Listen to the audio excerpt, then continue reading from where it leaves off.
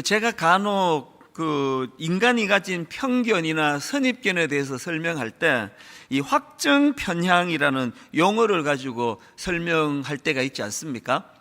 이 확증 편향이라는 거는 한마디로 말하면 자기 생각과 일치하는 정보에만 주목하고 그 외의 정보는 무시하는 사고방식, 이걸 이제 확증 편향이라 그러는데, 쉽게 말하면은 듣고 싶은 것만 듣고 보고 싶은 것만 보는 태도, 이거 확증 편향이라 그럽니다.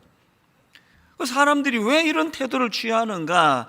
전문가들 얘기 딱 한마디입니다. 왜 확증 편향 이런 태도를 취하는가 하니까 자기 생각이 틀렸다는 것을 인정하고 싶지 않은 본능 때문이라는 겁니다. 제가 최근에 우연히 청소년들을 위해서 쓴 책인데요, 14살에 시작하는 처음 심리학, 이런 책을 제가 우연히 봤더니 거기에 이 확정 편향을 너무나 한마디로 이렇게 전곡을 찔러 설명하는 것을 봤습니다. 확정 편향이 뭐냐? 내 말이 맞잖아. 이걸 주장하는 게 이게 확정 편향이라는 겁니다. 청소년들을 상대로 해서 쉽게 설명하다가 보니까 굉장히 와닿게 설명한 것 같습니다. 이번에 제가 확실히 알았습니다. 내 수준이 14살이라는 거. 14살에게 쓴 책이 너무 쏙쏙 귀에 들어오는 겁니다. 제가 확정 편향을 설명할 때마다 내 말이 맞잖아. 이렇게 전곡을 찔러 설명하고는 그 다음에 이제 청소년들한테 이런 권면을 합니다. 우리는 언제나 틀릴 수 있다. 우리는 언제나 틀릴 수 있다라는 생각을 지닌 열린 사람이 되자. 그래야 상황을 정확하게 파악하고 올바른 판단을 내릴 수 있다. 여러분, 이게 14살 청소년에게만 이게 해당되는 말이겠습니까? 오늘 저와 여러분 모두가 다 항상 우리는 언제나 틀릴 수 있다. 이 생각을 가지고 듣고 싶은 말만 듣고 보고 싶은 것만 보는 이런 인생이 아니기를 바랍니다. 제가 오늘 본문의 제자들에 대하여 살펴보다가 이 확정 편향에 내 말이 맞잖아, 이 설명이 떠올랐던 것은요, 오늘 본문에 나오는 제자들의 귀함 때문이에요. 지난주에 말씀드리지 않았습니까? 이 500리의 기적을 베푸는 과정에서 이 제자들이 자기들의 좁은 생각에 갇혀가지고 예수님의 큰 뜻을 분별하지 못했다. 그래서 예수님께서 너희가 먹을 것을 주라 이렇게 말씀하시니까, 아니 우리가 어디 가서 그 큰 돈을 구할 수 있겠습니까? 전혀 예수님의 의중을 파악하지 못하는 그런 좁은 자기 생각에 갇혀 있었던 사람들이 제자들이라 그랬는데요, 그런데 제가 본문을 읽다가 너무나 제가 감동을 받고 놀라는 포인트가 하나 있습니다. 이렇게 좁은 생각과 좁은 시야에 갇혀 참 모자랐던 제자들이지만요, 오늘 본문 한번 쭉 읽어보십시오. 전개되는 모든 것들이 이 제자들이 너무나 예수님의 수족이 되어서 예수님의 의중은 잘 살필 수 있는 능력은 좀 떨어지지만 손색 없이 주님의 동력자로 기적을 베푸는 일에 동참하고 있는 제자들의 모습을 발견하는 겁니다. 이게 우리들에게도 희망이고요. 그렇게 유능하고 똑똑하지 않아도 하나님의 동력자가 되는 게 이게 가능하구나. 이걸 잘 분석해야 됩니다. 어떻게 그렇게 생각이 좁고 편협하고 모자랐던 제자들이 어떻게 손색 없이 주님의 동력자가 되어 쓰임을 받았을까? 대답 간단합니다. 비록 그들은 시야가 좁고 생각의 폭이 좁았지만, 그러나 그들은 주님 앞에서 항상 어떤 태도였습니까? 내 말이 맞잖아, 주님이 틀렸잖아요, 이런 태도가 아니고요, 항상 우리는 언제나 틀릴 수 있다. 주님의 말씀 앞에 교정받을 준비가 되어 있는 제자들이었기 때문에, 그래서 제자들이 그렇게 공생의 기간 내내 주님의 동력자로 쓰임받을 수 있었던 거 아닙니까? 그래서 우리도 하나님 앞에, 주님 비록 우리도 연약하지만 참 저의 생각도 늘 좁고 편협하지만 그럼에도 불구하고 항상 언제나 내가 틀릴 수 있다 생각하고 주님께 다가가오니 말씀으로 우리를 교정시켜 주시기 원합니다. 이런 겸손한 태도를 가지고, 그리고 주님 비록 부족하지만 우리도 주님께 쓰임 받고 싶습니다. 그래서 제가 오늘 우리가 연약함에도 연약함에도 불구하고 정말 주님의 동력자로 쓰임 받고 싶습니다, 이런 마음으로요, 그렇게 하기 위해서 갖추어야 될 몇 가지를 좀 살펴보려고 하거든요. 여러분, 연약함에도 불구하고 쓰임 받기 원하세요? 첫째, 예수님과의 소통이 필요하다는 겁니다. 오늘 본문의 흐름을 쭉 보면서 지금 제자들이 예수님과 끊임없이 대화로 소통하는 것을 제가 발견을 했는데요. 자, 오늘 본문 맨 먼저 말씀 이렇게 시작합니다. 마가복음 6장 35절 36절. 때가 저물어 가매 제자들이 예수께 나와 여짜오되 이곳은 빈 들이요 날도 저물어 가니 무리를 보내어 두루 촌과 마을로 가서 무엇을 사 먹게 하옵소서. 비록 참 생각이 짧은 그 제자들이지만 그러나 그들은요, 그 짧은 생각임에도 불구하고 어떡합니까? 제자들이 예수께 나와 여짜오되. 그리고 그 다음 37절도 마찬가지입니다. 예수님이 이렇게 말씀하십니다. 대답하여 이르시되 너희가 먹을 것을 주라 하시니, 그랬더니 제자들의 반응이 이렇습니다. 여짜오되 우리가 가서 200데나리온의 떡을 사다 먹이리까. 참 생각이 부족한 그들이지만 끊임없이 주님께 지금 질문하며 소통하는 그 모습을 보이고 있는 거 아닙니까? 그 다음 38절도 마찬가지입니다.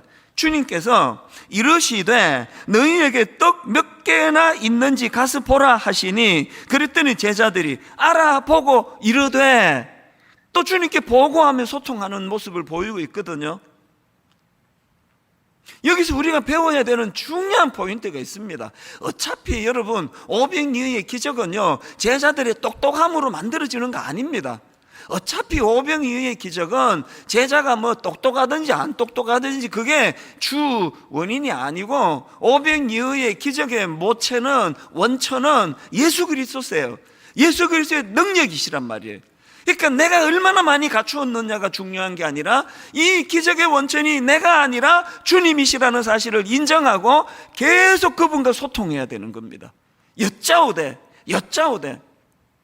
오늘 소위 이거 똑똑하다고 하는 목회자들이 우를 범하는 게 저는 이거라고 생각합니다. 오늘 소위 좀 이름이 알려지고 좀 교회가 좀 커졌다고 생각하는 목사들이 범하기 쉬운 우가 바로 이거라고 생각합니다. 거기에 저도 자유롭지 않습니다. 뭐 맨날 신학생들이 물으러 오고 후배 목사들이 물으러 오고 질문하고 그러니까 뭐 제가 뭐라도 된 것처럼 그래가지고 그냥 자칫 잘못하면은 여짜오대가 없어질 위험이 있다는 거예요. 주님은요 똑똑한 제자 12를 세우지 않으세요.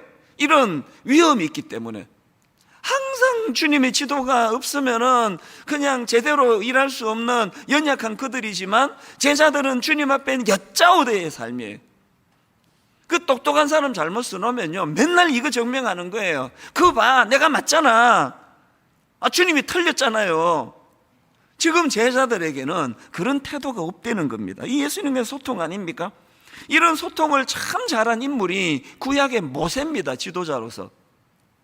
신명기 34장 10절을 보니까요, 그 후에는 이스라엘에 모세와 같은 선지자가 일어나지 못하였나니 모세는 여호와께서 대면하여 하시던 자요. 여러분, 지금 여기서 이 모세 같은 선지자가 참 선지자다, 그 얘기 아닙니까? 그 모세 같은 선지자가 참 선지자다 그러시면서 어떤 점에서 하나님이 그렇게 생각하시는가를 엿볼 수 있는 거 아닙니까? 왜 모세가 참 선지자라고 인정을 받습니까? 34절 10절 뒷부분에 보세요. 모세는 여호와께서 대면하여 하시던 자요. 모세가 참 선지자인 거는 막 IQ가 200이고 막 유능하고 그게 아니고요, 하나님과 소통을 잘했다는 거, 하나님과. 이런 관점으로 보면은 출애굽기에서 모세는요 막 수시로 산에 올라갑니다. 출애굽기 24장 13절. 모세가 그의 부하 여호수아와 함께 일어나 모세가 하나님의 산으로 올라가며, 출애굽기 24장 15절. 모세가 산에 오르매 구름이 산을 가리며, 출애굽기 24장 18절. 모세는 구름 속으로 들어가서 산 위에 올랐으며. 초신자들은 와, 이 모세가 등산 되게 좋아했네, 건강에는 등산이 최고지, 이렇게 생각하실 수 있지만 그건 오해세요. 모세가 이렇게 빈번하게 산을 오른 이유를 출애굽기 24장 16절에서 설명하고 있습니다. 출애굽기 24장 16절, 여호와의 영광이 시내산 위에 머무르고 구름이 엿새 동안 산을 가리더니 일곱째 날에 여호와께서 구름 가운데서 모세를 부르시니라. 왜 모세가 산을 그렇게 빈번하게 찾았는지 아시겠죠? 소통이에요. 이 하나님과의 소통. 이런 모세다 보니까 출애굽기 33장 11절, 사람이 자기의 친구와 이야기함 같이 여호와께서는 모세와 대면하여 말씀하시며, 정말 부러운 대목 아닙니까? 얼마나 주님과의 소통이 잘 일어났으면 사람이 자기 친구와 이야기함 같이 그 친밀함을 가지고 하나님과 교제가 이루어지고 있다는 거예요.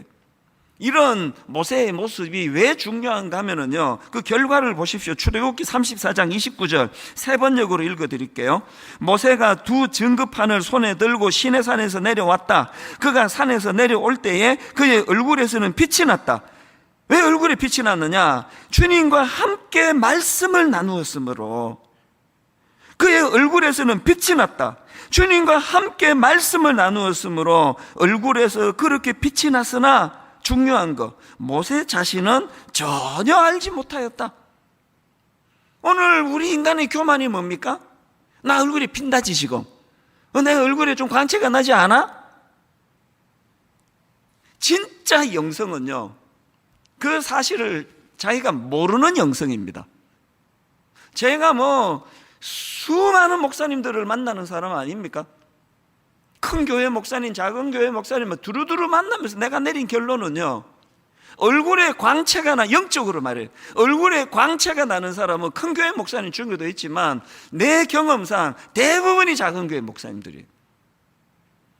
그리고 그분들은 자기가 영적으로 얼마나 빛나는 존재인지를 몰라요. 이 세상의 그 기준 때문에. 그래서 제가 작은 교회 목사님을 만나면 종종 이런 말씀을 하세요. 아이고, 작은 교회 하는 나 같은 게 뭘 알겠습니까? 작은 교회 하는 내 주제에, 그건 자기를 몰라서 그런 거예요. 하나님은요, 큰 교회 작은 교회로 기준을 보시는 게 아니에요. 그 목사가 하나님과 얼마나 소통이 이루어지느냐, 얼마나 하나님과 교제가 이루어지느냐, 그 기준으로서 그 영적인 충만함이 나타나기 때문에 큰 교회 목사님들은 항상 두려워해야 돼요. 그래서 한때는 제가 저를 별명 짓기를, 저는 카푸치노 커피라고 지었습니다. 카푸치노 커피 아시죠? 막 거품이 무성해가지고요, 후 불면은 실제로는 그 3분의 1밖에 없습니다. 이 큰 교회 목사들이 자칫하면은 그렇게 거품으로 무성돼서 사실은 그 거품인데 자기를 막 엄청나게 대단한 줄로 아는. 그래서 제가 언젠가 오래전에 우리 친구 목사님들 그 얘기했더니 버럭 화를 내면서, 당신이 그렇게 향기롭단 말이야? 그래서 내가 졌다 그랬죠. 그게 그런 뜻이 아닌데,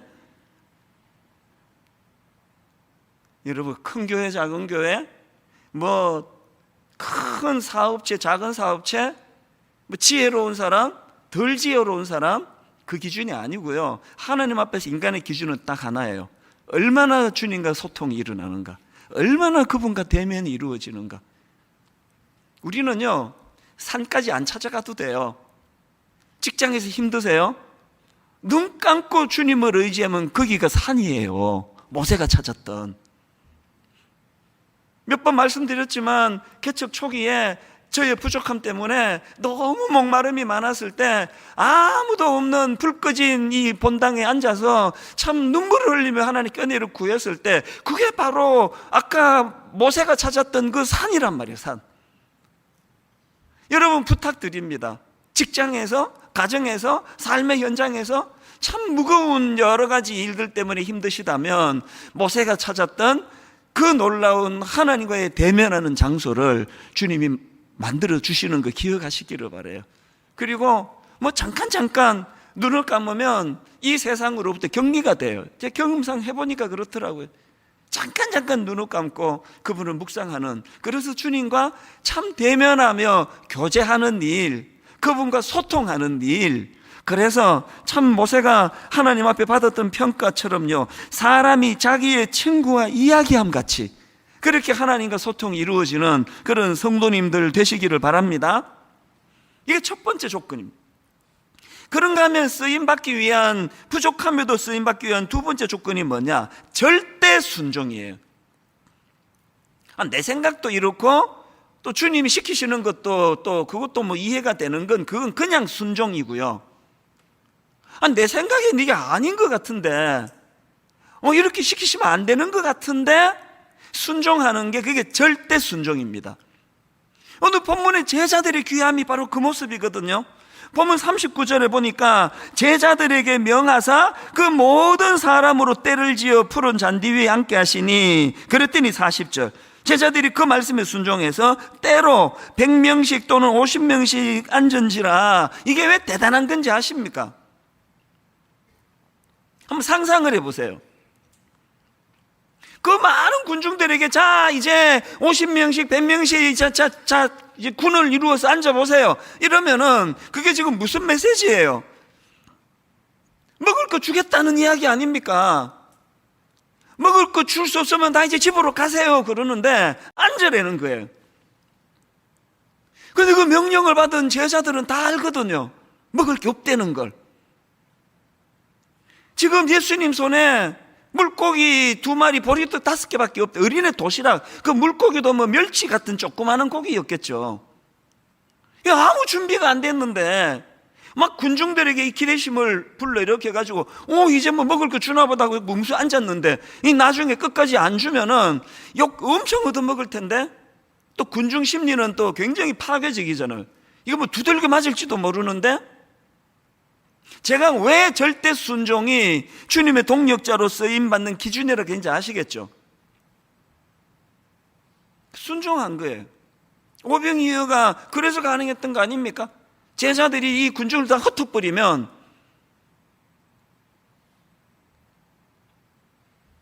저는 요한복음 2장에 나오는 가나 혼인잔치의 기적도 마찬가지라 생각합니다. 예수님 이 땅에 오셔서 제일 먼저 베푸신 그 기적의 사건이 물을 포도주로 만든 사건 아닙니까? 그 기적이 어떻게 가능했겠습니까? 저는요, 목사가 된 이후로 요한복음 2장 9절 말씀이 어떤 면에서는 정말 제가 부러워하며 그렇게 되기를 원하며 기도하는 말씀이에요. 요한복음 2장 9절에 뭐가 있길래, 자 들어보세요. 연회장은 물로 된 포도주를 맛보고도 어디서 났는지 알지 못하되 물떠온 하인들은 알더라. 전 이게 그렇게 부러워요. 저는요, 영문도 모르고 그냥 요 새치 혀 달짝하게 하는 포도주 먹고 좋아하는 사람 되고 싶지 않아요. 그 기적의 현장에 주님의 동력자가 돼가지고 열심히 그 맹물을 퍼날랐던 그 제자들이요, 그것이 기적의 포도주가 돼서 모든 사람들이 포도주 마시면서 즐길 때 비록 그들은 심부름 마느라고 그 기적의 포도주를 못 마셨을지는 모르지만, 그런데 여러분, 그 새치 혐한 적시는 그 얕은 기쁨을 누리는 그 하객들이 절대로 모르는 이 기적의 비밀을 아는 하인들만 아는 기쁨, 그것을 지금 물떠온 하인들은 알더라 이렇게 표현된 거거든요. 제가 기도하는 제목이 뭔지 아십니까? 제가 만약에 그 하객이 되기를 원했다면요, 벌써 타락했을 거예요. 아마 원리야 뭔지 모르겠고 교회만 키워주세요 그냥. 아마 원리까지 내가 알 필요가 있습니까? 영적으로 뭐 깊든지 얕든지 사람만 많이 모아주세요. 그랬으면 제가 벌써 타락했을 거 아닙니까? 교회가 커지고 작아지고 보다 관심은요, 물떠온 하인만 아는 기쁨을 아는 거예요. 비밀도 모르고 즐기는 이 참 불행한 이 시대 세상 사람들 앞에서 우리는 정확한 근거를 갖고 기뻐해야 되는 거 아닙니까?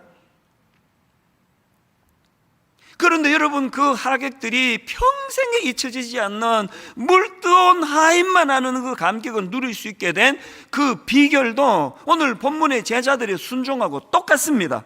자, 여러분, 그 하인들이 누린 감격을 누리기 원하신다면요, 이 한 가지 조건을 살펴보세요. 8절을 제가 세 번역으로 읽어드립니다. 예수께서 그들에게 말씀하시기를 이제는 떠서 잔치를 맡은 이에게 가져다 주어라 하시니 그들이 그대로 하였다. 여러분, 이 짧은 한마디요, 그들이 그대로 하였다, 이게 얼마나 깊은 말씀인지 아세요? 여러분 같으면 그대로 하시겠습니까? 지금 제자들하고 똑같은 상황이라니까요. 아니 지금 하객들이 기분이 좋아가지고 포도주 더 가져와, 지금 한창 분위기가 무르익는데 지금 포도주 더 가져와 그러는데 거기다가 맹물을 들이부어 주면은요, 그 두들겨 맞을 짓 아닙니까? 봉변 당할 짓 아닙니까? 여러분 같으면 하시겠습니까? 안 할 것 같은데, 다 할 것 같은 표정을 짓고 있어서 너무 감사합니다만 안 할 것 같은데,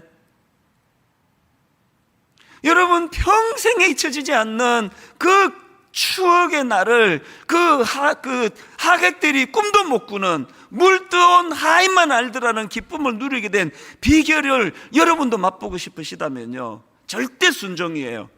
이거 아닌데, 이거 맹물 부어갖고는 이거 욕먹을 텐데.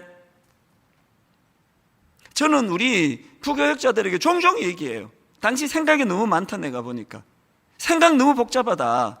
종들은 단순해야 그게 조건이야. 생각이 복잡한 건 주인이지.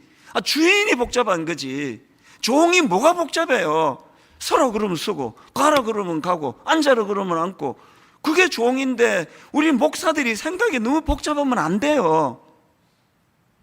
제가 사실 정신적인 건강을 유지한 비결이 바로 이거거든요. 막 어깨에 하나님은 그냥 막 이상하게 그렇게 저한테 많은 걸 맡기셔가지고 이게 1인 4역 5역을 해야 되잖아요 지금. 일만서도 파송 운동 하나만 해도 막 허리가 휘청거리는데, 드림센터 사회화는 이게 또 이제 본격적으로 또 시작이 됐습니다. 준비. 가평 우리 마을, 이 큰 교회 담임 목사, 몇 가지나 어깨에 지고 휘청거리는데요, 우리 모든 교역자들이 다 알아요. 휘청휘청거리면서 가는데 자고 나면 또 괜찮고 아침에 출근하면 또 멀쩡하고. 왠지 아십니까? 저는 새벽에 생각 많이 안 해요. 저는 그냥 새벽에 주님과 소통하는 건요, 주님이 지령을 받는 거지 제가 말씀 많이 드리는 시간 아닙니다.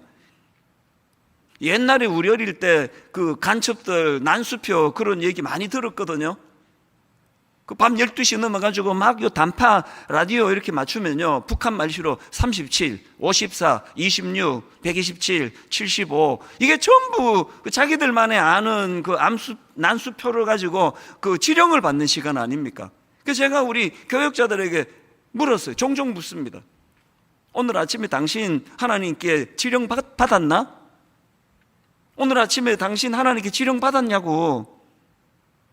아니 지령도 안 받고, 우리가 최종 책임자가 아닌데 지령도 안 받고 무슨 일 어떻게 하자는 거냐고 묻습니다. 신실한 하나님의 자녀로 살기를 원하시는 여러분 아침마다 하나님의 지령을 받고 계세요? 그걸 안 받으니까 그냥 자기 소견에 오른 대로 하니까 열심은 내면 낼수록 교회가 어지러워지는 거 아닙니까? 하나님과 이 소통,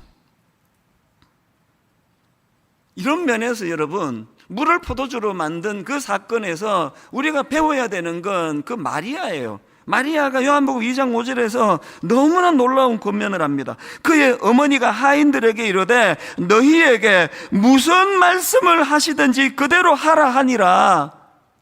분당 우리 교회에 이런 마리아와 같은 어른들이 좀 많았으면 좋겠습니다. 너희에게 무슨 말씀을 하시든지 그대로 하라. 여러분 이게 어렵습니까? 그 생각이 많아 복잡해야 됩니까? 무슨 말씀을 하시든지 순종하는 게 어렵습니까? 제멋대로 그냥 사는 게 어렵습니까? 후자가 훨씬 어려운 것 같은데요. 사랑하는 여러분, 인생 좀 쉽게 사시면 좋겠어요. 그 쉬운 길 놔두고 그렇게 복잡하게 그렇게 비비 꼬이는 그런 복잡한 삶을 사세요.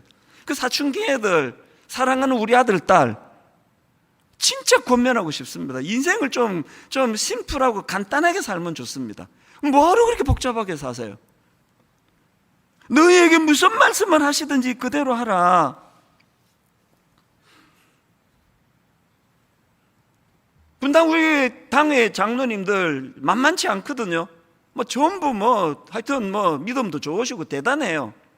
그래서 제가 이렇게 안건을 내면요, 요모조모 잘 따지세요. 또 이제 또 편차가 좀 있지만, 한 번은 연말에 그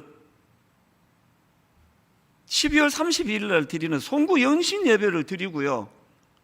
이제 쭉 저기 성도들한테 인사하려고 이제 쭉쭉 걸어 나가니까, 그래서 문 앞에서 기다리셨는지 우연히 마주치셨는지 그 당의 시무 장로님이 저보고 이제 연말이니까 이런 말씀을 하세요. 목사님 계속 그렇게 반대하고 그래서 죄송합니다 그러시더라고요. 그래서 제가 뭐라고 응수한지 아십니까? 무슨 말씀을요? 그게 장로님 역할이세요. 장로님이 그렇게 반대 안 해주시면 당회 안에서 제가 바깥에 나가서 엄청난 수치를 당할 거 아닙니까? 그래서 장로님 오히려 부탁인데요, 그 더 철저하게 좀 반대해 주세요. 그랬더니 그분이 안심하고 이제 계속 반대하시면서 그렇게 당회가 너무나 오늘 이렇게 잘 됐거든요. 이게 농담이 아니에요.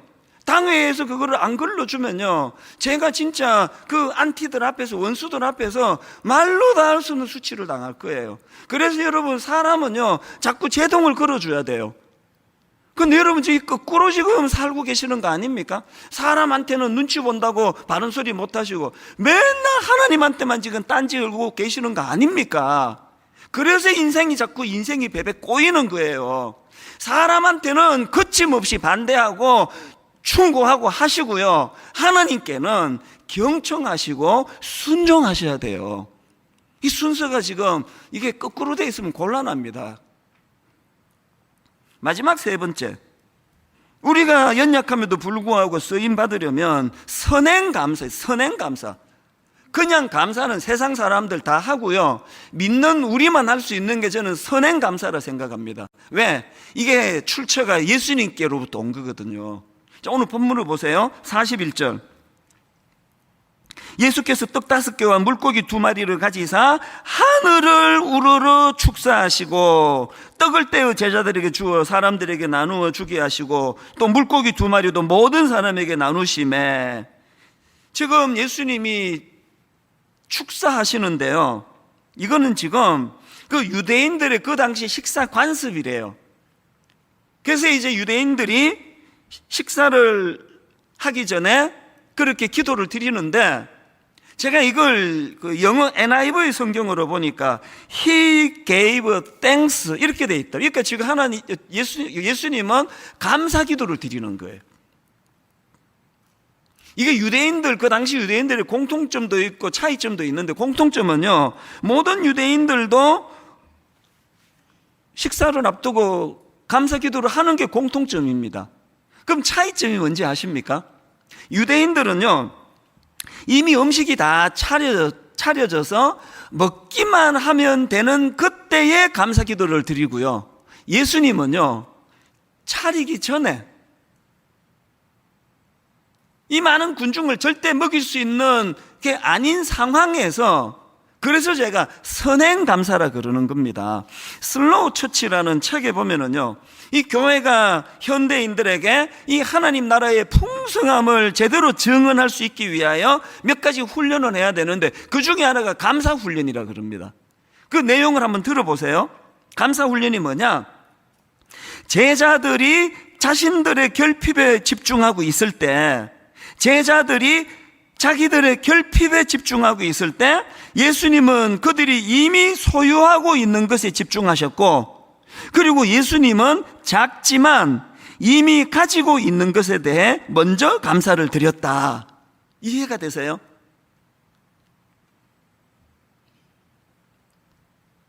그 제자들의 관심은 자기들이 안 갖고 있는 것에 집중하니까 감사가 나오겠냐고요. 그런 예수님이 선행감사가 왜 가능했느냐? 비록 작지만 이미 있는 그것을 주목하셨기 때문이라는 겁니다. 그 책에 보면은 로핑크라는 분의 말을 인용하는데 한번 들어보세요. 기적은 이미 존재하고 있었던 것으로부터 시작되었다.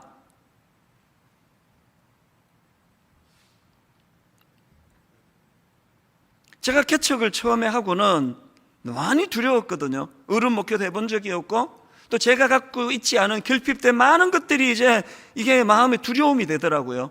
그래서 본당에 와서 울기도 많이 울었다 그랬잖아요. 요새는 안 울어요. 그리고 그것 때문에, 내가 안 갖춘 것 때문에 갈등 없습니다. 왜? 19년 목회하는데 알았거든요. 하나님은 강점으로 일하시는 분이에요. 내가 뭘 없느냐에 관심을 안 쓰시고 그거 어린애 도시락같이 이게 분당 우리 단임 목사로 섬기기에는 이게 터무니없이 작은 보잘것없는 것이지만 우리 주님은 이 작은 저의 장점을 부각시키셔서 그래서 손색 없이 일하시는 분이라는 걸 알았기 때문에 우리는 어디에 집중해야 됩니까? 내가 갖고 있지 않는 거에 집중하면 그건 부족한 제자들의 시각이에요. 다시 읽어드릴까요? 기적은 이미 존재하고 있었던 것으로부터 시작되었다. 제자들이 자기들의 결핍에 집중하고 있을 때 예수님은 작지만 이미 가지고 있는 것에 먼저 감사를 드렸다. 여러분도 그렇게 되시기를 바랍니다. 이런저런 교훈이 참 많았는데요. 그런데 여러분, 저는 오늘 본문에서 정말 중요한 포인트 한 가지를 발견합니다. 41절을 다시 보시겠습니까? 예수께서 떡 5개와 물고기 2마리를 가지사 하늘을 우러러 축사하시고 해요. 하늘을 우러러 축사하시고, 저는 이 부분을 묵상하면서 언젠가 읽었던 글 하나, 이게 너무 마음에 와닿아서 우리 화면으로도 좀 띄워달라 그랬습니다. 잘 들어보세요.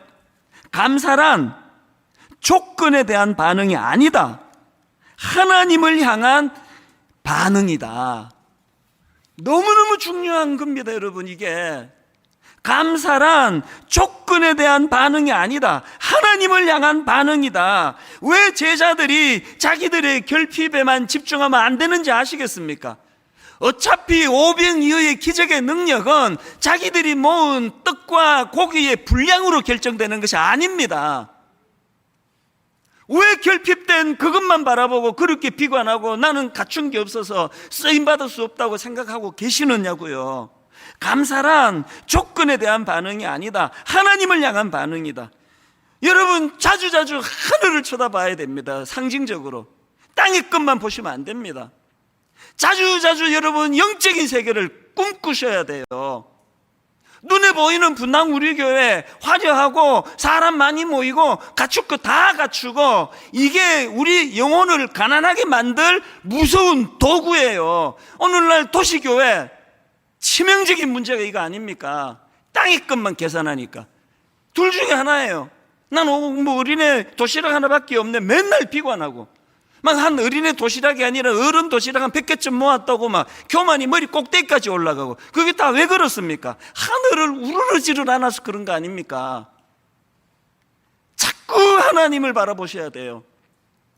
내가 가진 게 도시락 100개든 1000개든 그걸로 문제 해결이 되는 게 아니고, 그래서 내가 갖고 있지 않은 결핍을 가지고 우울해 있지 마시고, 이런 부족한 재료를 가지고도 오병이어의 기적을 거뜬히 이루실, 그래서 여러분 감사란 조건에 대한 반응이 아니다, 하나님을 향한 반응이다. 결론을 맺으면서 저는